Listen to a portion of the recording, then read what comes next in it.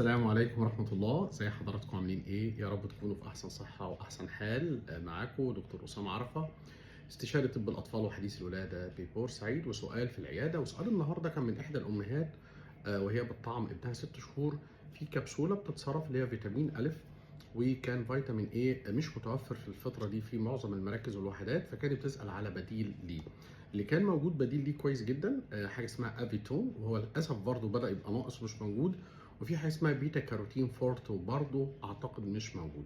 طب هل هو حاجة مهمة جدا أو هو، لأن ناس كتير حتى مش فاهمة إن هو سبلمنتس عبارة عن فيتامين مهم بيتاخد، لكن مش حاجة مهمة قوي لدرجة إن إحنا يعني زي التطعيم، يعني فاهمين؟ وبالتالي حتى من سنين السنين ما كانش فيه الكلام ده حاجه مستجده وحاجه مهمه بتحافظ على المناعه وبتساعد الطفل في اول 5 سنين من حياته، لانها بتتصرف كل 6 شهور، 6 شهور، سنه، كل ما 6 شهور المفروض الطفل بياخد كبسوله.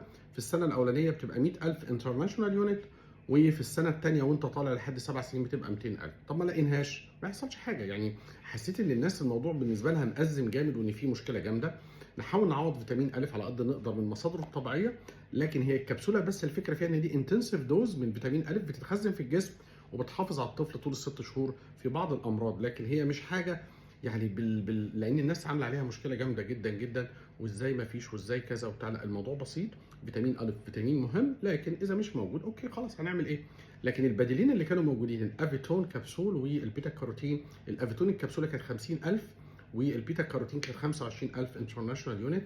فبنحسب الجرعه وبنديها طبقا للجرعه بتاعت الاطفال. اوكي، اذا موجود، اذا مش موجود مش هيحصل حاجه وما تقلقوش. حبيت اطمنكم اقول لكم ان الموضوع بسيط ومش مستاهل، لان ناس كتير جدا بتسالني في الموضوع ده وبتبعت لي رسائل ليه كتير. اطلب بنات لحضراتكم واطفالكم كل صحه وعافيه. شكرا.